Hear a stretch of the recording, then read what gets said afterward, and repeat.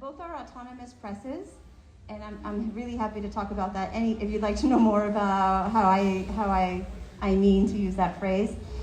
So this book is a book that is a compilation of the communiques of the Zapatista Army for National Liberation since 1997, talking about the context that we find ourselves in, the global context of war. It was the 90s, the moment of globalization after the Soviet Union had fallen, right? And so they were theorizing and continue to theorizing the moment of the global order as the Soviet Union falls. And so we'll talk a bit about that. And then this book is a book that I just published last year, and it's a report back. It's called Palestine 1492, a report back. And it's about my journey to Palestine and my journey as a geographer, as a cartographer, as someone really critical of borders, trying to figure out how it is that the Palestinian struggle is connected to our struggles, because we hear that a lot. And I was hearing that a lot, but I wasn't understanding what that meant beyond a trope or something like that. And so I just wanted to, for myself, be able to understand why it is that Palestine meant so much to me as somebody who's not from the region. So I present to you these two books today on the topic of fascism, which I'm not sure if folks make the line as easily as I have it in my mind, but what I'm going to try to do is map that out and hopefully have a conversation, especially about what's happening right now, especially since January in the United States, and how that fits into this bigger question. So I will start very briefly with the Fourth World War. We often hear about the First World War and the Second World War, and we don't hear about a Third World War unless there's a lot of anxiety about when is this World War III? Is this World War III? Every new regional war gets asked that question, and it's been a question since the 90s. What the Zapatistas have taught us, and the Zapatistas are an indigenous Maya rebel movement in the south of Mexico. The Maya, the ancient Maya, the Maya still exists today. It's something that in our history books we're not really told about. The Maya exists today, and their armed rebel movement is called the Zapatista Army for National Liberation, and the world found out about the Zapatistas, for short, in 1994, when they rose up against the Mexican government on this question of land, because land was being sold in a private market. And so that's the big question when it comes to these movements. Palestine, Chiapas, many movements around the world is this question of land. And often the way that we're taught about the question of land when it comes to indigenous peoples is that it's a moral right to return the land. But it gets left at the moral reason. And what we often don't hear about is about what the impact is, what's possible to build with land together, what other worlds are possible. And that's the reason why land is so important, because it's the condition of possibility for worlds to be built. And the current world that we're in right now for the last 500 years, especially in the last 100 years, has been a world that imposes one way on everybody and doesn't allow for other worlds. So we all have to live the same existence of people who are not with the land, people who are wage workers, who live in cities, who don't know where our water comes from, who don't know where our food comes from. But we do know that in order to live, we need to have money. And so then we have a big focus on money and earning income to the point where we don't question it as much. Is that something that we really want to do? It used to be something that was resisted as capitalism was growing. Capitalism, this idea that energy has to be sucked out for more energy to be accumulated, be it called money, be it called profit, be it called power. It's a high imbalance, capitalism, and so we'll talk a bit about that. So what the Zapatistas tell us and have been telling us since the 90s is that we already had a Third World War. That was called the Cold War. But NATO, the North Atlantic Treaty Organization, which the United States is a part of, and Western Europe, and the Soviet Union, which is Eastern Europe, and the so-called communist model. It was cold. It was a Cold War because they had nuclear weapons. They didn't shoot them at each other. But it was hot for so much of the rest of the world, and for many, that was already the Third World War. So to say that we are entering a new Cold War or we're already in it really erases the perspective from those who have already fought in this global war called the Cold War, but cold for the North, very hot for the South, the global South. So with respect to that, I use the Third World War as the phrase to talk about the so-called Cold War, that moment between the Second World War and the fall of the Soviet Union, which was a war for the makeup of the world. Was it going to be made up after the designs of NATO in a capitalist free market way, or was the rest of the world going to be designed through the Soviet model of equal distribution, capital C communism with the state? And so when the Soviet Union falls in the early 90s, this is when I was a college student, and I was hearing all over the news that, this phrase called globalization. And it's something that 30 years later, it's really important to reflect on that line from these debates from 30 years ago, which led to the quote unquote opening up of Mexico, opening up of China, opening up of so much of the world to welcome global capital. And so what that looked like in the United States very concretely was the North American Free Trade Agreement, NAFTA, which exported a lot of factory work outside the United States to Mexico, because now with the North American Free Trade Agreement, there weren't going to be these tariffs, these costs to cross goods across the border, because it was going to be open for goods and for money, not for people.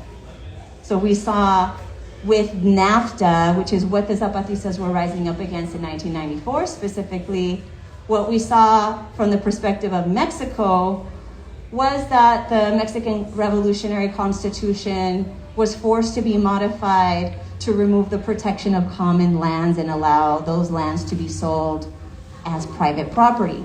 So over the last 500 years, there has been a war in these lands and beyond about how Mother Earth is treated. Is Mother Earth treated as an object of property? Is Mother Earth treated as our mother, as our common home?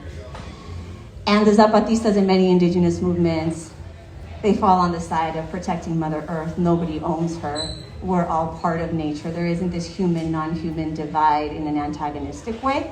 The way that it exists in the West, so-called West, that has been imposed on the globe for 500 years.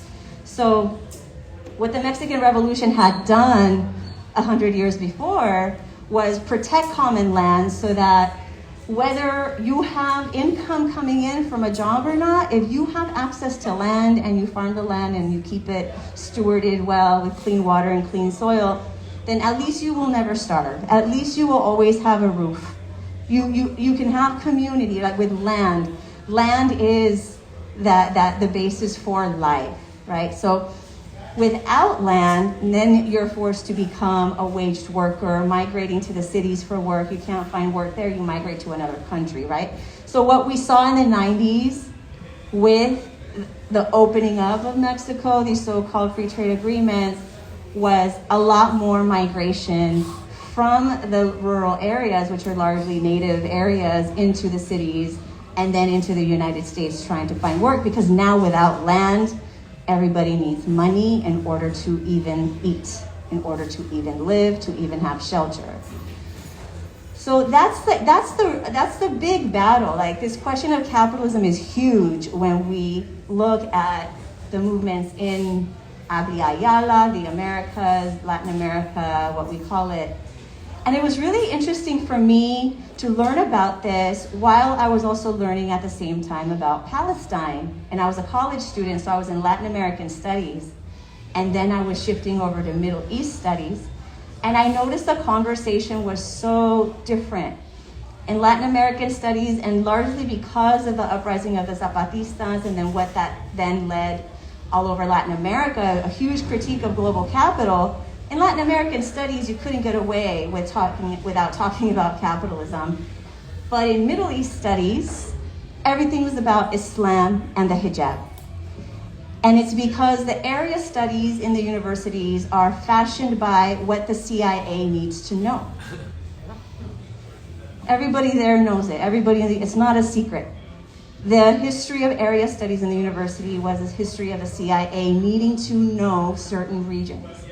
So for me, someone who's looking at it from this perspective of below, interested in the movement struggling for land, like the Palestinians and like the Zapatistas, it was very strange that they weren't having these conversations about a global framework, a shared global framework. The Zapatistas constantly refer to the Palestinians. Palestinians don't largely know who the Zapatistas are or who many other movements are. I hope that's changing in recent years, but when I first started going to Palestine in the 2000s, it was right after 9/11. It was a decade after the Oslo peace process promised Palestinians a state on the West Bank and Gaza somehow. And so the Palestinian movement at that time, with that generation from the 90s forward, wasn't thinking globally. They weren't being taught to think globally anymore like they had been in the 60s and 70s with Vietnam and with Algeria and with Cuba, right? Like guerrilla warfare. When the Oslo peace process of the 90s became the framework for Palestinian struggle, the mental map of the Palestinian struggle got reduced to what we know of today as Gaza and the West Bank. Not even historic Palestine, right? And even though there's Palestinians there, right? And so what ended up happening was that there was a shift with Oslo, with the so-called peace process, where politics had been very popular, very from below. The first Intifada very famously showed this, like everyday life being the revolutionary subject. And then what happened was that power then gets shifted from the people from below over to the politicians, the Palestinian Authority, their cartographers, their technocrats. Everything was going to get solved by the state. So then when I'm entering Palestine, there aren't conversations about global capital. The conversation is everybody else got their state, we're the only ones without a state. Like the world is fine except for Zionism. So it's still very much like focused on this war is just this corner of the world and there isn't a global framework for understanding it. And I needed that global framework because I am not from that region, but my body, my whole senses were telling me to go. And they understood before I did what that link was. And that was my work, was trying to figure out that link. So this book, Palestine 1492, is a book very much inspired by this walk together with Palestinians and Zapatistas. And I just want to begin then with the cover. The cover has a Maya cross, which is the Maya altar. So when we pray in the Maya world, where we do our ceremonies, we face east first, where the sun rises. And so that's where the map is oriented, with east up, where the sun rises, and that's red. And then the west is black, where the sun goes down. The south is yellow over here. The north is white. In the middle, there is the earth and the sky. There's blue and green. And in the middle, between that, there's you. So there are 7 cardinal directions in Maya geography, not 4. And what that does is it always reminds us that we are part of the earth. We're not above the earth, cutting it up and giving it away and selling it like it's an object. We're part of it. So it's a constant reminder of that, the 7 cardinal directions. So this is a map. If you turn it sideways, you might recognize it more as a map that centers the Maya world in the Caribbean. And when we're talking about 1492, this is the place of encounter for 1492. And it's also oriented toward Palestine. It was there in Chiapas in 2006 when I was looking for the Zapatistas. I didn't get to meet them formally until 2012, so 6 years later. But in 2006, I went to Chiapas looking for the Zapatistas, and the Israel-Lebanon war exploded. I had just backpacked Palestine 6 months before. I saw the media treating it very differently according to Spanish and English. It was kind of like how a lot of people are feeling right now with October 7. You're seeing one reality on social media and then the mainstream shows you something else and you're like, I've been lied to. You know, I think a lot of people might be going through something like that, like this massive heartbreak about all of these lies, and so you want to know the truth. So that was summer 2006. I was in Chiapas in my own ancestral territories facing Palestine. So that's why the cover is like this for many reasons. And what the book does in this question of fascism, it really just tries to focus on this question of really trying to understand fascism rather than just denounce it. I feel like we need to understand what it is that we're fighting rather than just call it crazy. Like there's a rationality to a lot of this. And also if we can understand that we ourselves can be manipulated into it very easily, then I think that it depersonalizes it in a way that allows us to see that there is a common thing, a common structure, a common something going on, and then we attack that rather than just attack each other like as individuals that chose bad. You know, there are reasons why we make the choices that we make in the society that we live in. The choices that are very harmful to a community and even to ourselves are the ones that are rewarded. The choice to be an individualistic, unempathetic sociopath, really, like is what it is, right? Like sociopathy is rewarded, and not caring about anybody else is what's rewarded under capitalism. And so it's very much about the individual, and then the community goes away. And the only way we can think of community is how we're taught about the Soviet Union, that everybody has to look the same, live the same, have the same, and there isn't an analysis of difference unless it's a scary thing, right? And that's fascism. So I have a chapter in here called Panthers and Jaguars. So the book begins, it's in 4 parts, and the first part is Palestine from below, and that has my journal entries from when I lived in Palestine, in Bethlehem. It has maps that I helped make in a refugee camp in Bethlehem. It has a history of the Zapatistas asked that it be included by Palestinian compas who don't know that much about the Zapatistas and they'd like to learn, so that's in there. And in that section, there's also a conversation between myself, Zapatistas, Maya elders, and George Jackson. So I'm going to talk about that one today, George Jackson.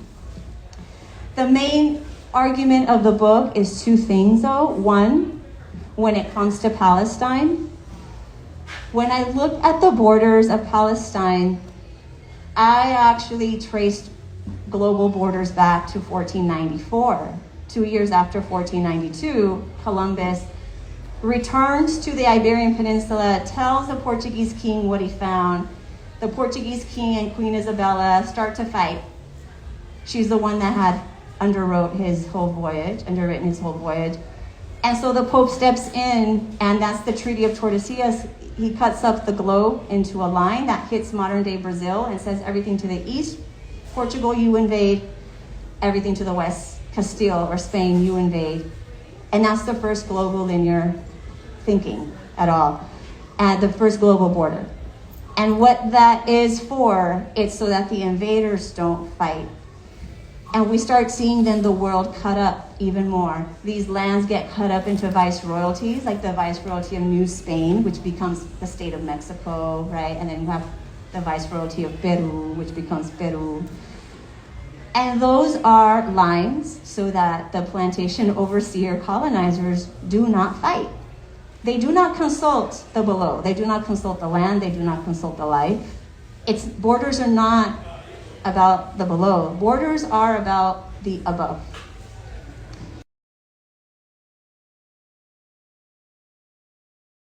So are all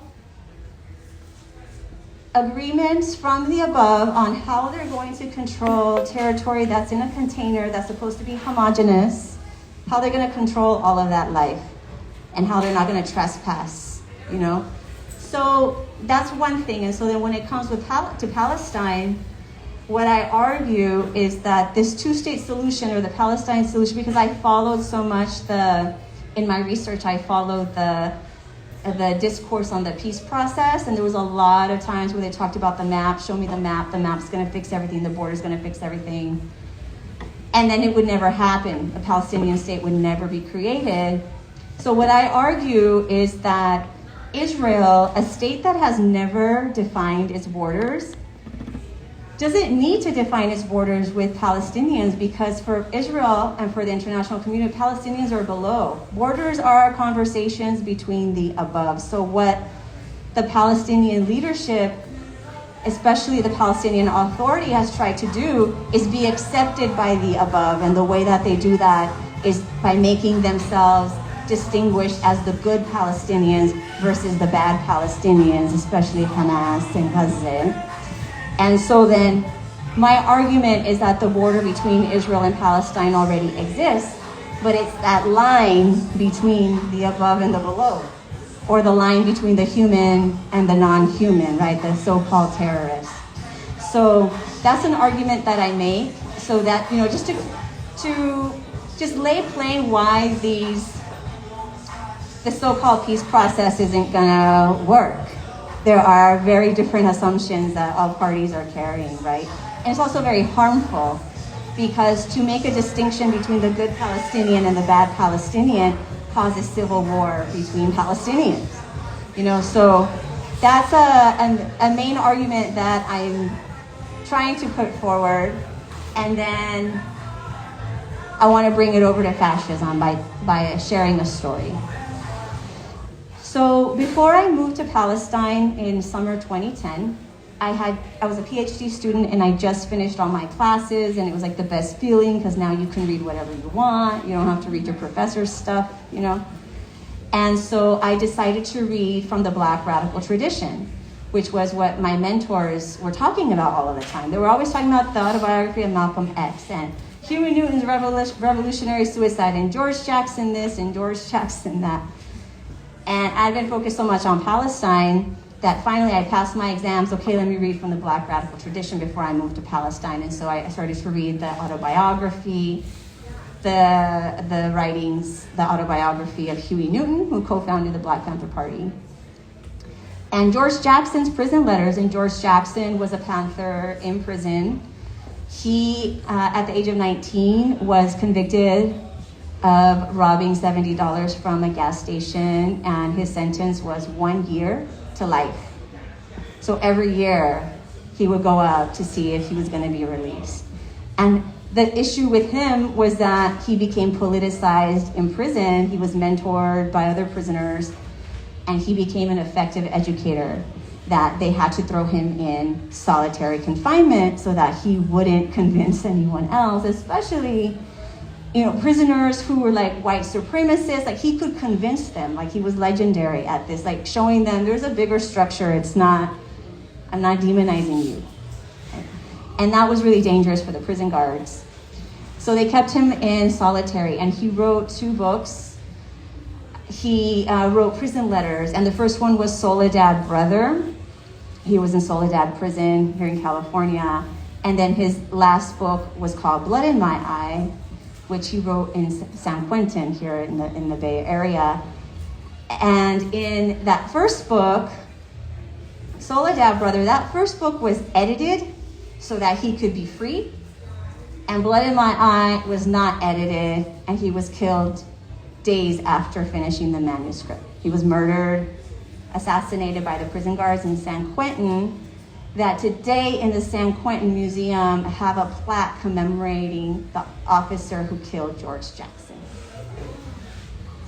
Yes. I actually called the museum to see about like going there to visit, and the guy on the phone was just so excited about that story, because they tell it from their perspective. So they have a whole book written about it, you know, about the day that we killed George Jackson. So I'm reading George Jackson, August 2010. It's the last set of the books before I moved to Palestine in September.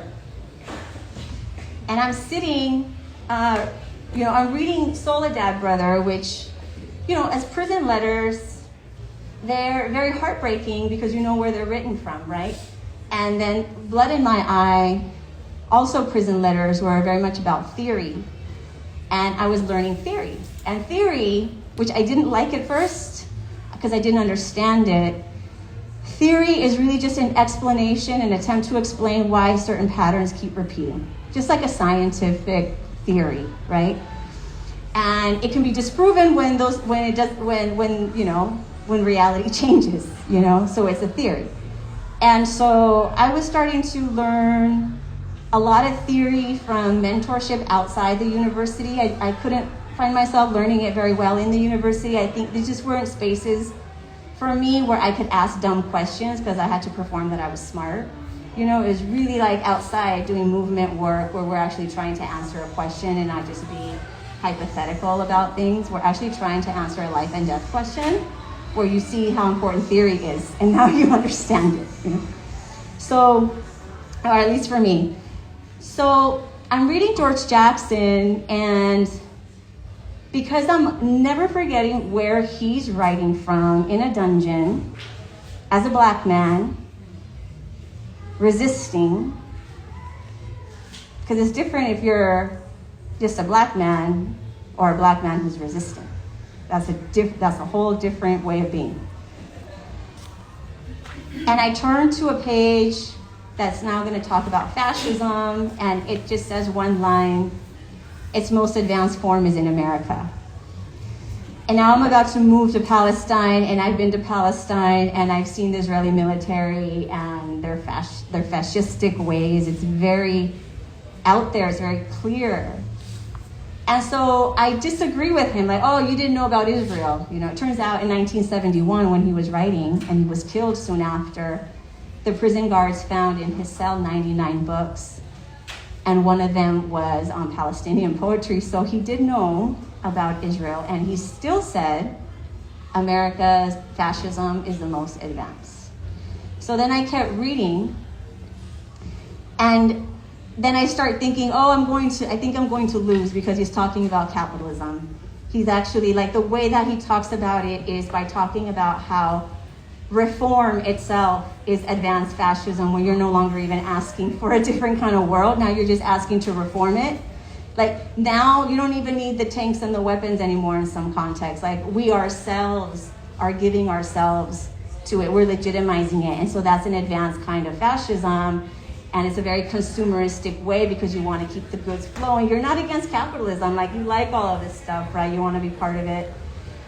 And so I kept that with me. And so when I moved to Palestine and the West Bank, I was actually going to go to Gaza and study Rafah crossing because I was studying borders, but my university told me, you will never set foot in Gaza and get your degree. And they had me sign a waiver that said that even if I die in the West Bank, I can still go, but I just can't hold the university liable, which I could have signed for Gaza too. It was just that they were policing where research takes place. And so I had to sign a waiver that in the West Bank, my life was in my own hands, and also I will not set foot in the Gaza Strip.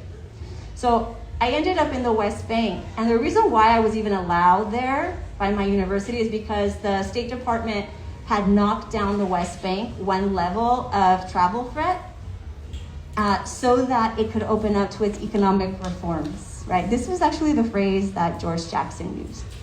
Economic reforms is advanced fascism. And those economic reforms in the West Bank were looking like this rising consumerism.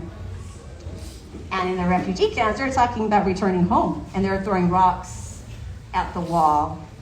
And then Israel would respond with tanks or like with snipers, shutting down Bethlehem, which then would cause these clashes between Palestinians dependent on the tourist economy and then the refugees, and there would be policing. Palestinians dependent on their tourist economy would police the refugees and get upset that they're still resisting, okay? So I started to see like what money does. Like it's looking a lot, sadly, like the United States. I started to feel like that's exactly the existence here. And it wasn't though until I was in Jerusalem. Bethlehem and Jerusalem are very close to each other. They're about 5 miles walking, and I would walk between one, but I could because I had a US passport, but most Palestinians in the West Bank are not allowed to even go across the wall. So I never took that for granted, and I was learning Arabic in Jerusalem, and one time I was coming back to go back to Bethlehem, and I decided to sit in a mall in West Jerusalem, an Israeli mall, very, very high-end, outdoor promenade style, called Mamila Mall. And it looked like Santa Monica Promenade, which is, I'm from LA. And I'm just sitting there, and in East Jerusalem, there's home demolitions, there's Israeli forces, displacing Palestinians. It's very clear. It is very clear, but then in West Jerusalem, it's like this bubble of consumerism, and people are just shopping. And I realized, wow, you really want to be in ignorance, when there's all of this. And I understand it because that's the United States. It looked just like LA. And that's when I conceded the fight to George Jackson. You are correct. Fascism's most advanced form is in the United States, because you don't even need a gun to your head for it to go. You're actually wanting it to keep going, right? And so much of that, it made me reflect on why. Because we grow up learning about fascism as some unique kind of evil, that took place just in Europe. And by that time, I had already been reading the anti-colonial theorists and thinkers and poets that talked about fascism. The word may have started in Italy during the Second World War or World War I, between that area. But the logic and the practice is colonialism by another name, right? What it is, and I have this in the book, I developed this throughout the book, and this is something that I get from the Zapatistas and the Black radical tradition, but the language is very Zapatista. Above and below, where the world is set up where we rank ourselves and each other into who's superior and who's inferior. And we get this from the time we're kids in school, when we get ranked as an A student or an F student or anything in between. And in competitive sports, the way we do sports is extremely competitive. It's not about the beauty of the sport, it's about the individual athlete, right? And so then we get taught these rankings constantly, standards of beauty, right? There's a standard for rights. And so this is what I see as a framework of fascism, and it's not just exclusive to Mussolini. This is a world that arises when some make their lives at the expense of other lives. There is a massive imbalance in terms of life. All of us have to take a life when we eat, or eat some kind of life, right? Like, we all have to do that as animals, human animals on this planet. Like other animals, we don't make our own food. So that means that we have to have an ethical relationship to other life constantly, and our ancestors have. We have been around for hundreds of thousands of years as Homo sapiens, right? These have had to have been questions for ancestral world. How do you keep a balance with other life, right? And so this is completely out of balance. The above and the below, this is the colonial world. This is the world where some get to inherit the earth and others don't, right? And so this being below is not a romantic place, although it is important for us to recognize, and I don't think it's hard to recognize, that being below is where so much artistic expression comes from this kind of suffering. And not just suffering, there's a lot of beauty in the community that gets created here. But at the end of the day, it's death and destruction, right? So then what people want to do, what we're all taught to do, is to go above so that you don't get crushed. Right? And it's logic. It's very rational. You want to go above so you don't get crushed, except that now you're crushing others because now you're above, right? So we're not doing anything to do away with this structure. All that changes is the faces. All that changes and this is something George Jackson says, that fascism's constantly changing its face and its name.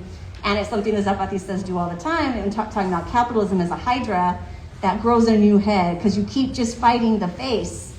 You're not fighting the whole habitat. You're not fighting the whole body. Right? It'll grow another face, one to meet your dreams and your desires and seduce you in that way, right? But you're not killing it. And now the next generation is going to continue with the problem, just like this generation. We continue with these problems because we haven't gotten to the root of the problem. We get enticed to have some of us from below come up here. So like a black president, a female president, a queer president, all of that. And it confuses us and we think that we're okay, but this still exists. So this is the logic and practice that I see of fascism. It's based off of fear of falling down to the below.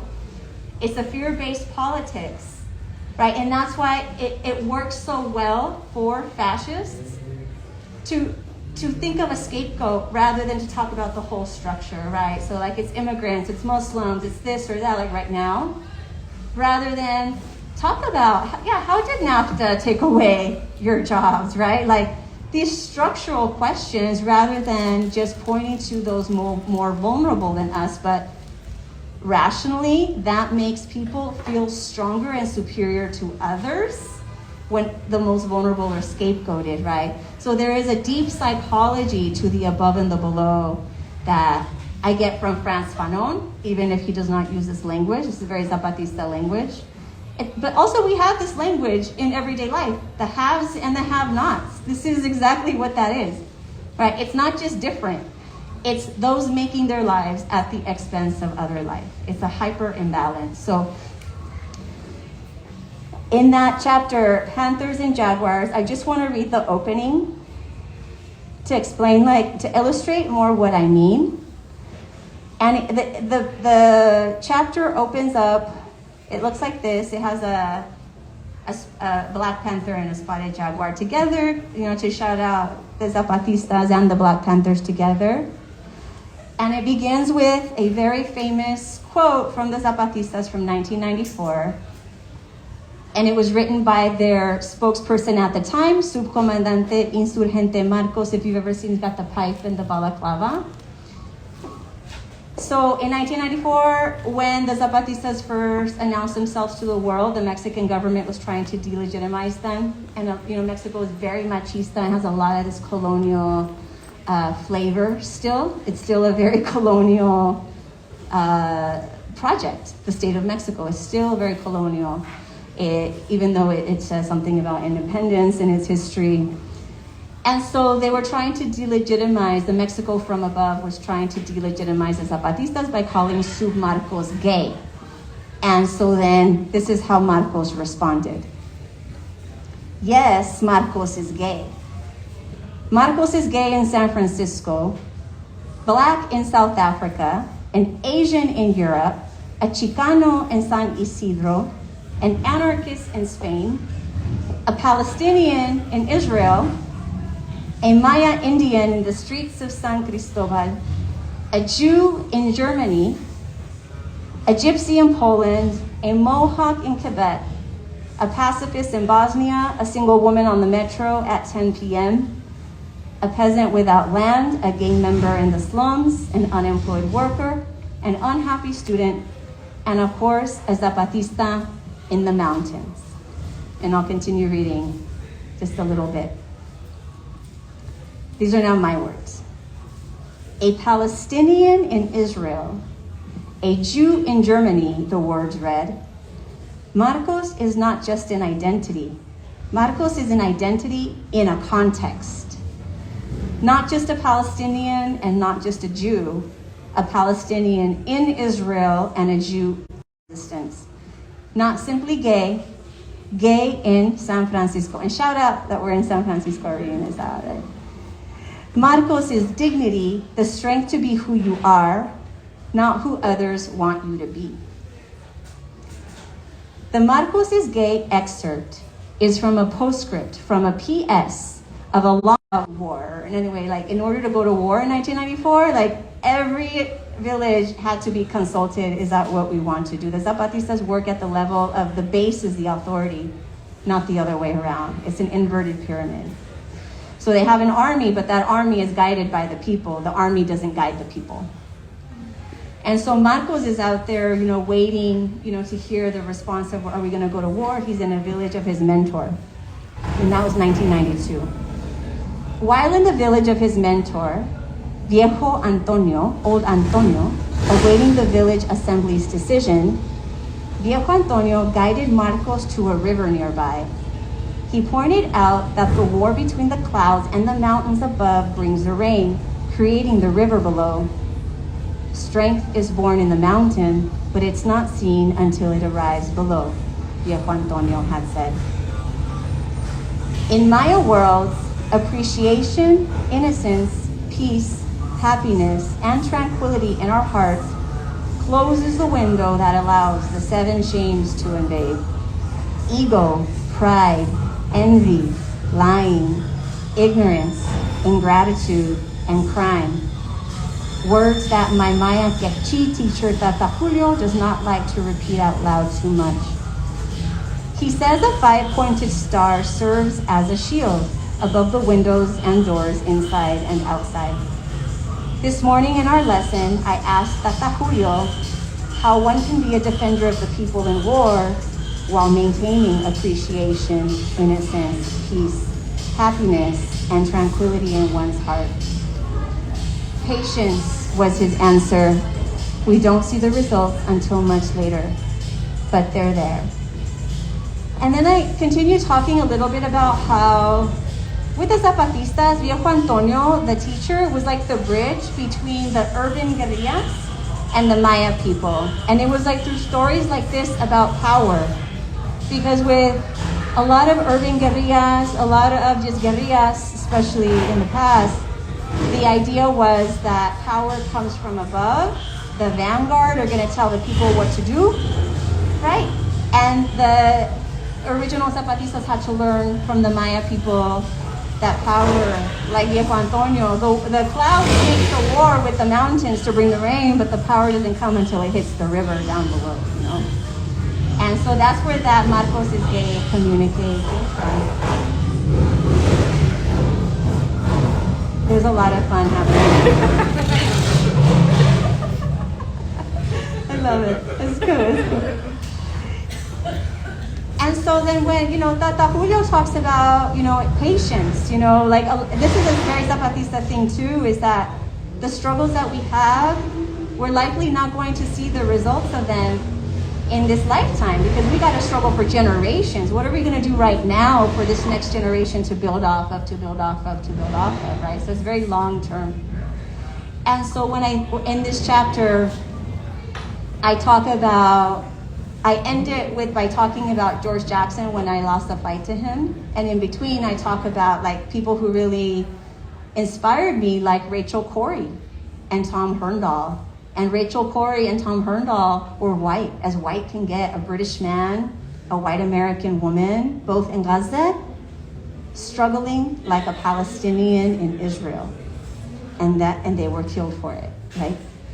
And I never got to meet them, but I never forgot that Rachel Corrie, because I ended up reading her diary, her letters, and was so touched that I started to, in that moment, and Palestine really helped me with that, I started to really understand that it's not phenotype in the end. We get racialized through phenotype, but it's really about the structure of above and below, and if we're committed to being above, or if we're gonna come down below. And that's what Rachel Corrie did. She was above whether she wanted it or not, but in her action, in struggle, fighting like a Palestinian in Israel. No, she didn't get to see the results of her struggle, but she has inspired so many people, including myself and so many others, right? And not just her. So this is something that I wish that in this moment, especially in the context that we're in, we could be have a lot more care and rigor in talking about race.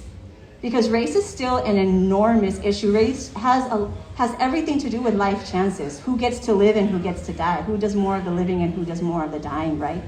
But when we talk about it as a way that is removed from structure, we end up talking about it in a way that makes it a moral failing of an individual. And so we're back to the individual again, right? Rather than the bigger structure. So it's not to say it's just structure and not our individual choice. We have a responsibility, right? But it's a lot more, like the beast that we're fighting rewards people for treating other people badly. It rewards us for treating badly. So how can we create then an other world where we reward those beautiful potentials of us, right? So it does begin with the assumption that we're all potentially assholes and we're all potentially great people, right? And it depends on what our context is, which is why I love so much that communique, because it also helped me try to figure out how can I accompany Palestinians. I learned about Anne Frank before I learned about these Palestinians. Like, I'm not putting up with no anti-Semitism, and this communique really helped me. It said a Palestinian in Israel, a Jew in Germany. So context, right? The context, who's above and who's below, right? It's the context of there's even an above and below to begin with, that's the problem, right? And that we keep feeding onto it. So then the book, I end up finishing it toward the end with an exit map. An exit map to, instead of going above and assimilating and trying to be accepted as a human, right, is that we go to the below. And I have it very explicitly to the left. And I have a very specific meaning about what left means, which I think we need to talk about more. What does left mean to you? Because it's a really confusing moment right now. To the left, so the Zapatistas say from below and to the left. And so, you know, and trying to think about from below and to the left. When I think about the above and the below, I see from below and to the right existing a lot. You know, like for example, the Taliban.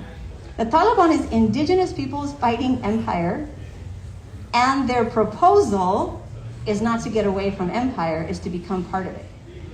Is to become part of the above where they're at, right? So that to me is from below and to the right. To the right, to the left and to the right. To me, the left is about respecting difference, and to the right is not respecting difference. So if we're below and to the right, the tendency is going to be to then impose your way on others, meaning you want to be above and crush others below. Whereas to the left, it's not about imposing a way, which means that we necessarily have to exit from the above and the below into a different configuration that is side by side, which is also something I learned from the Zapatista women. In particular, the women, when they talk about men, they don't want a world without men. They don't want a world where they're superior to men. They want to be side by side to the men, recognizing everybody's different and it's fluid. It's not binary.